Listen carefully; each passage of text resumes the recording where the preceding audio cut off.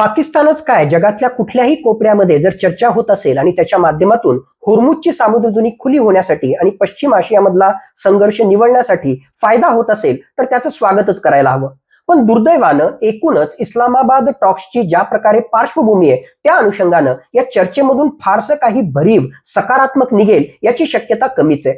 3 वेगवेगळ्या प्रकारच्या शक्यता आज घडीला वर्तवल्या जात आहेत. पहिली शक्यता म्हणजे खरोखरच दोन्ही पक्षांच्या दरम्यान चर्चा त्या ठिकाणी होईल आणि परमनंट सीज फायर म्हणजेच या संघर्षाला पूर्ण विराम लागेल अशा प्रकारची शक्यता नाकारता येत नाही. आणि पाकिस्तान अशा प्रकारचा दावा करतोय की या चर्चेच्या माध्यमातून मेक ऑर ब्रेक म्हणजेच मेक या माध्यमातून एक प्रकारे परमनंट सीज फायर होण्याची शक्यता पाकिस्तान बोलून दाखवतोय. पण एकूणच ही शक्यता अत्यंत नगण्य आहे आणि खरोखरच अशा प्रकारचा या संघर्षाला पूर्णविराम लागेल ही शक्यता खूपच कमी आहे. दुसरी शक्यता म्हणजे अशा प्रकारे दोन्ही पक्षांमध्ये चर्चा होत असताना त्यापैकी एक पक्ष हा तडकाफडकी या चर्चेतून बाहेर पडेल आणि पुन्हा एकदा एकमेकांच्या विरुद्धचे हल्ले प्रतिहल्ले सुरू होतील आणि हे युद्ध प्रचंड प्रमाणामध्ये चिघळेल, ज्यामध्ये अमेरिका इस्रायल हा इराण विरुद्ध आक्रमक कारवाई सुरू करेल तर इराण सुद्धा अरब राष्ट्रांविरुद्ध आणि त्याचबरोबर अमेरिका आणि इस्रायल विरुद्ध हल्ले आणि प्रतिहल्ले त्या ठिकाणी करेल.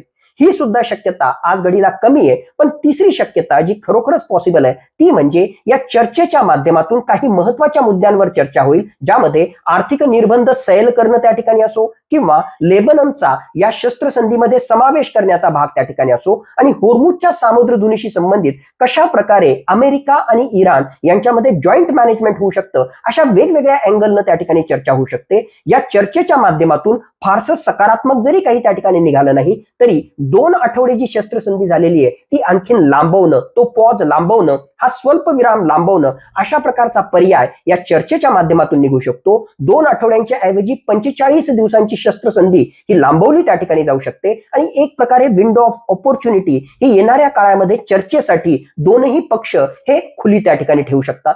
याच्यानंतरचा पुढचा टप्पा वेगवेगळ्या प्रकारच्या चर्चा करण्यासाठी ओमानमध्ये किंवा जिनिवामध्ये एक प्रकारे भविष्यामध्ये सुद्धा चर्चा होऊ शकते आणि या अनुषंगानं या संघर्षाला एक प्रकारे पॉज देण्याचं काम आणि स्वल्पविराम लांबवण्याचंच काम या चर्चेच्या माध्यमातून आपल्या पुढे त्या ठिकाणी येऊ शकतं.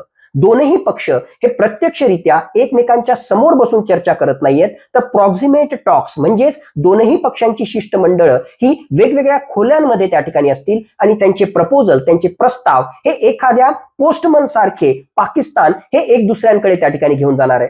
मुळातच पाकिस्तान जरी मध्यस्थीचा आव त्या ठिकाणी आणत असला तरी या एकूणच सगळ्या प्रक्रियेमध्ये पाकिस्तान हा फक्त मेसेंजरची भूमिका त्या ठिकाणी अदा करतोय आणि खरोखरच या चर्चांमधून फार काही भरीव, फार काही सकारात्मक आणि एकूण या संघर्षाला पूर्ण विराम लावणारं काही बाहेर निघेल अशी शक्यता आज घडीला फारच कमी आहे.